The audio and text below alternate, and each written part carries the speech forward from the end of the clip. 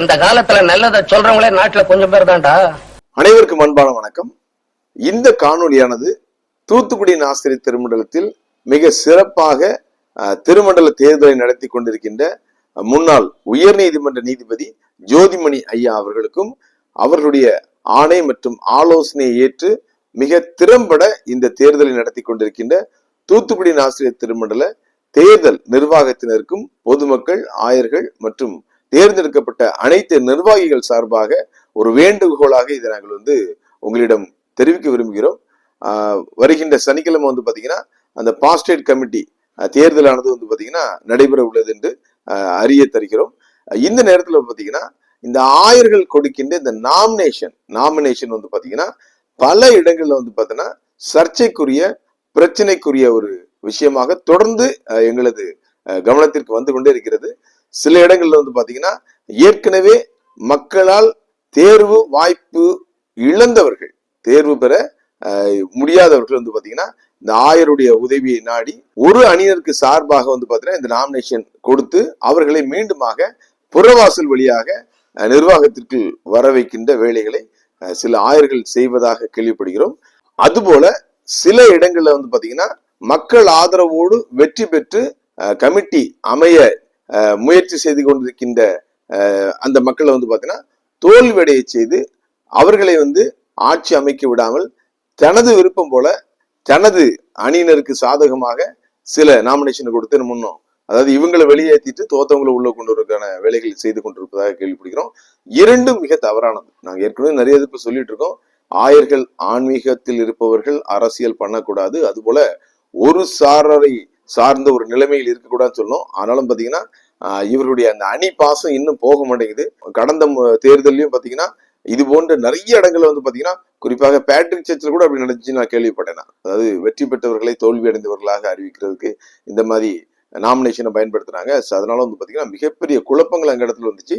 தேர்தல் நடந்து முடிந்த பிறகும் பாத்தீங்கன்னா ஒரு அமைதியான சூழல் இல்லாமல் எந்த விதமான நிர்வாக நடவடிக்கைகளும் எடுக்க முடியாம ரொம்ப திணறி இருந்தாங்க. இதுல பாதிக்கப்பட போறது யாரு அப்படின்னா 100க்கு 100 பாத்தீங்கன்னா அங்க இருக்கின்ற அந்த ஆலயமும் ஆலயத்துக்கு வருகின்ற சாமானிய மக்களும் தான். எந்த நல்ல விஷயங்களும் நடக்காது. ஒரு நல்ல விஷயம் நடக்கும்போது அதுல என்ன பண்ணுவாங்க, ரெண்டு பேரும் என்ன பண்ணுவாங்க, அதாவது வெற்றி வாய்ப்பை இழந்தவர்களும் வெற்றி பெற்றவர்களும் என்ன பண்ணுவாங்க, நாங்க தான் நீங்க தான் நிர்வாகம் என்ன பண்ணுவாங்க, சரியான பிரச்சனைகள் கொண்டே இருக்கும். எனவே ஐயா அவர்கள் தயவு செய்து இதில் நீங்கள் உங்களுடைய கவனத்துக்கு கொண்டு உங்களுடைய அனுமதி இல்லாமல் யார நாமினேஷன் கொடுக்க கூடாது.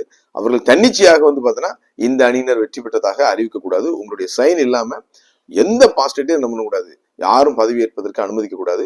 சற்று சிரமம் இருந்தாலும் தயவு செய்து மிக சிறப்பாக இந்த பணியை செய்தால் அடுத்து வருகின்ற காலங்கள்ல மிக சிறப்பாக ஆலய நிர்வாகமும் அந்த ஊர் நிர்வாகமும் அமையும் என்பதில் எந்த விதமான ஐயமும் இல்லை. எனவே ஐயா தயவு செய்து இதை கவனத்தில் கொள்ளுமாறு அன்போடு கேட்டுக்கொள்கிறோம்.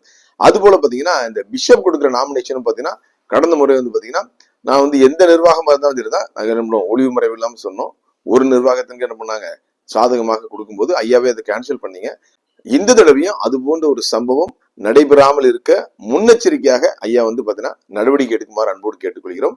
இந்த பிஷப் நாமினேஷன் பாத்தீங்கன்னா தற்போது தூத்துக்குடி ஆசிரியர் திருமன்றத்துல 3 இயக்கங்கள் இருக்குது. STK ராஜன் அணி, அது போல பாத்தீங்கன்னா DSF அணி கடந்த முறை நிர்வாகத்தில் இருந்தவங்க. அதை தாண்டி பாத்தீங்கன்னா திருமண்டல மீட்பு இயக்கம்னு வந்திருக்குது. சோ இதுல பாத்தீங்கன்னா ஏற்கனவே தேர்தலில் தோல்வியுற்றவர்களுக்கு எக்காரணம் கொண்டு நாமினேஷன் கொடுக்கவே கூடாது. அது போல பாத்தீங்கன்னா அணியினருக்கு சாதகமாக கொடுக்காம இந்த நாமினேஷன் கொண்டு வந்ததனுடைய நோக்கத்தை நான் கேள்விப்பட்டேன். அதாவது தேர்தலில் போட்டியிட விரும்பாமல் நற்பணி செய்து கொண்டிருக்கின்ற நிறைய மருத்துவர்கள், அது போல பாத்தீங்கன்னா இன்ஜினியர்ஸ், அது போல ஆடிட்டர்ஸ், அது போல லாயர்ஸ், இது போல பாத்தீங்கன்னா அவங்களுக்கு பாத்தீங்கன்னா அது ஒரு கௌரவ பதவி மாதிரி. இந்த ராஜ்யசபா எம்பின்னு சொல்றாங்க இல்லையா, அது போன்றதுன்னு சொல்றாங்க. எனவே அது போன்ற திருமண்டலத்துக்கு நல்லது செய்ய விரும்புகின்ற தங்களுடைய உழைப்பை, தங்களுடைய பங்களிப்பை இந்த திருமண்டல முன்னேற்றத்திற்கு செயல்பட நினைக்கின்ற அனைத்து நல்ல உள்ளங்களுக்கும் நீங்கள் எந்த விதமான பாகுபாடின்றி கொடுக்கும்படியாக அன்போடு கேட்டுக்கொள்கிறேன்.